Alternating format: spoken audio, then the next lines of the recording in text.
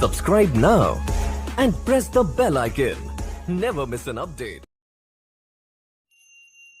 भाग्येन फलति सर्वत्र न विद्या न च पौरुषम। नमस्कार, जय माता की। आप सबका स्वागत है हमारे इस चैनल पे, जिसमें हम ज्योतिष से जुड़ी हुई विभिन्न प्रकार की जानकारियां प्राप्त करते हैं। उसी श्रृंखला में आज हम जानेंगे भाग्योदय वर्ष के बारे में। हर व्यक्ति को ये चिंता होती है और उसके मन में एक लालसा भी होती है कि उसके जीवन में कब भाग्योदय होगा, कब जो भी वो चाह रहा है उसकी उसे प्राप्ति होगी, किस वर्ष में जाकर उसके जीवन में खुशियों की एक लहर आएगी और उसके जीवन को सुखमय कर देगी। हर व्यक्ति के मन में ये एक लालसा अवश्य ही रहती है। तो आज ये कार्यक्रम उन सब लोगों के लिए जो ये जानना चाहते हैं कि कौन सा वो गोल्डन पीरियड ऑफ लाइफ है जो मेरी जिंदगी में कब आएगा और कौन सा मेरा भाग्योदय वर्ष है जिस वर्ष में जाकर मुझे मेरे भाग्य का लाभ मिलेगा। तो आइए जानना आरंभ करते हैं भाग्योदय वर्ष के बारे में। उससे पूर्व हमारे एक दर्शक जो हमारे साथ, हमारे इस परिवार के सदस्य काफी समय से बने हुए हैं, उनका एक प्रश्न ले लेते हैं। उनका नाम है शुभम रतूड़ी जी। उन्होंने अपना प्रश्न हमें पंजाब से भेजा है, तो उनके प्रश्न का उत्तर हम ले लेते हैं। उनके दो मुख्य प्रश्न हैं। एक की किस क्षेत्र में जाकर मुझे जॉब करनी चाहिए, जॉब कब तक मिलेगी, और दूसरा विवाह कब तक हो जाएगा। आइए इनके प्रश्नों का उत्तर इनकी जन्म कुंडली के आधार पर आप और हम लोग देते हैं। इनकी जन्म कुंडली तुला लगन की बनती है। लग्नेश 12वें घर में बैठे हैं। लग्नेश 12वें घर में बैठे हैं का तात्पर्य इनके लग्नेश होते हैं शुक्र इनकी कुंडली में 12वें घर में बैठे हैं। लगन में गुरु और राहु गुरु चांडाल योग का निर्माण कर रहे हैं। इस समय इनको राहु में शनि की महादशा चल रही है। राहु की महादशा में शनि का अंतर कदापि श्रेष्ठ नहीं माना जाता है। इनके प्रश्नों का उत्तर ले लेते हैं।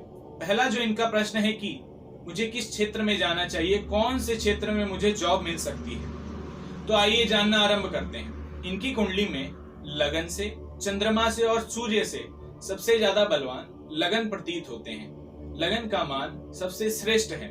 लगन से अगर हम 10 घर आगे जाते हैं तो हमें कर्क राशि प्राप्त होती है, जिसके स्वामी है चंद्रमा। चंद्रमा जाकर के अब आप दूसरी कुंडली अगर देखें, नौमांस कुंडली, इस कुंडली में चंद्रमा गुरु की राशि में बैठे हैं। तो इससे हमें क्या पता लगा कि इन्हें शिक्षा के क्षेत्र में जाकर श्रेष्ठ लाभ मिलेगा। अगर ये शिक्षा के क्षेत्र में जाकर कार्य करना आरंभ करते हैं तो इन्हें बहुत अधिक श्रेष्ठ लाभ होगा। अब शिक्षा के क्षेत्र कौन से होते हैं? अगर ये कर्मकांड से जुड़कर, ज्योतिष से जुड़कर, साथ ही साथ शिक्षा से जुड़कर अगर किसी भी शिक्षक संस्था में जुड़ जाएं, ऐसे व्यक्ति श्रेष्ठ टीचर हो सकते हैं, श्रेष्ठ प्रोफेसर बन सकते हैं। अगर आप इस क्षेत्र में जाना चाहते हैं, क्योंकि आपके लिए शिक्षा का क्षेत्र सर्वदा सर्वत्र श्रेष्ठ है। अब आपके दूसरे प्रश्न के ऊपर आ जाते हैं कि विवाह कब होगा। आपकी कुंडली में इस समय राहु में शनि का अंतर चल रहा है, जो कि दिसंबर 2020 तक रहेगा, जिसके बाद राहु में बुध का अंतर आ जाएगा। बुध आपके भाग्येश हैं, तो उसी समय में अगर आप श्रेष्ठ प्रयत्न करें तो आपको जॉब भी प्राप्त हो सकती है, और अगर आप श्रेष्ठ प्रयत्न करें तो विवाह भी उस पीरियड में हो सकता है। अब एक मुख्य बात जो मैं आपको बताना चाहूंगा, आपके पंचम भाव में शनि स्थित है।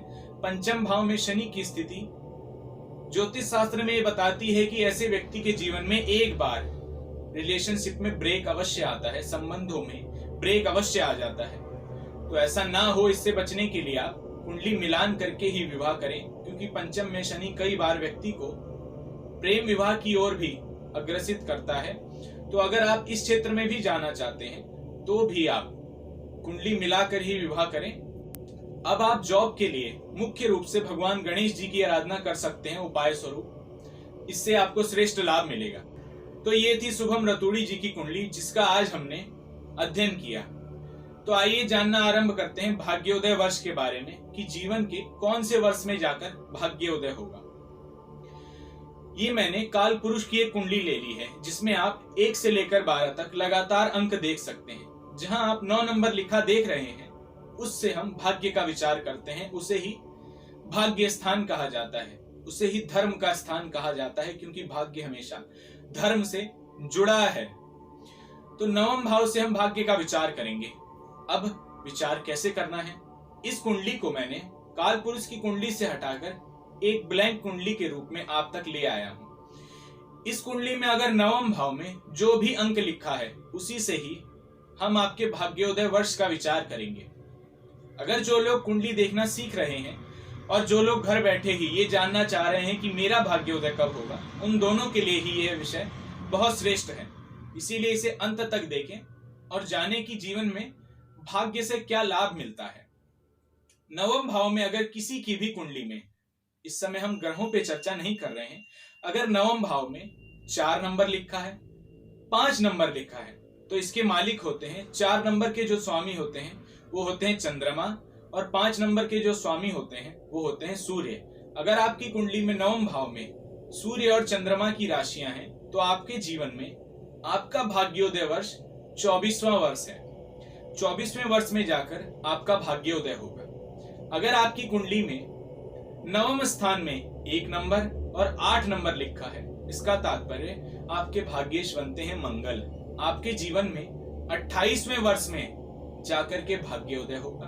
अगर आपकी कुंडली में 2 नंबर और 7 नंबर लिखा है नवम स्थान में, तो आपके भाग्येश बनते हैं शुक्र, जो कि आपके जीवन में 52वें वर्ष में 52वें वर्ष में जाकर आपका भाग्योदय कराएंगे।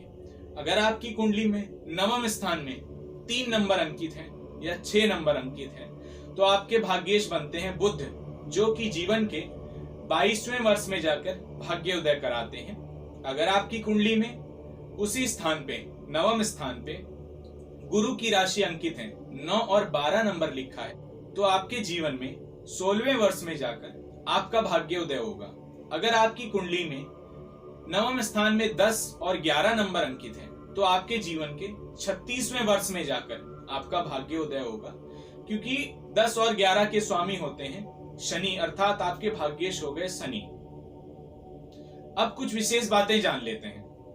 अगर आपकी कुंडली में बुध और गुरु की डिग्री कमजोर है और राहु और केतु बलवान है, ये थोड़ा सा कठिन हो सकता है आपके लिए। अगर आपकी कुंडली में बुध और गुरु की स्थिति कमजोर है, जैसा मैंने बताया, अगर नवम भाव में 3 और 6 नंबर अंकित हैं, लेकिन आपके बुध या तो बाल अवस्था में है या अमृत अवस्था में है, लेकिन राहु पूर्ण बलवान है, क्योंकि राहु केतु के पास अपनी स्वतंत्र राशियां उपलब्ध नहीं है। वो बुध की एक राशि कन्या राशि को अपनी राशि मानते हैं और केतु मीन राशि गुरु की एक राशि को अपनी राशि मान लेते हैं। तो राहु और केतु भी आपका भाग्योदय कराएंगे।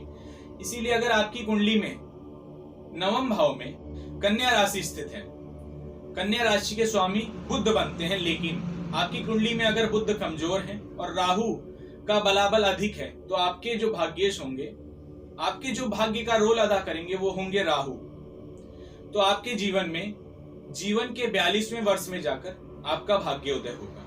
अगर आपकी कुंडली में वहीं 12 नंबर अंकित है, तो आपके भाग्येश गुरु बनते हैं, लेकिन अगर गुरु की स्थिति कमजोर है, गुरु डिग्री वाइज कमजोर है, बाल अवस्था में या अमृत अवस्था में है, तो आपके जो भाग्येश हो जाएंगे वो होंगे केतु, जो आपको भाग्य का लाभ देंगे, जो जीवन के 48वें वर्ष में जाकर भाग्योदय कराते हैं। तो आज हमने जाना भाग्योदय वर्ष के बारे में कि जीवन के किस वर्ष में जाकर आपको और हम सबको हमारे भाग्य का लाभ प्राप्त होगा।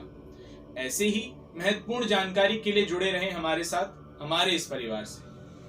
जय माता दी। Subscribe now and press the bell icon. Never miss an update.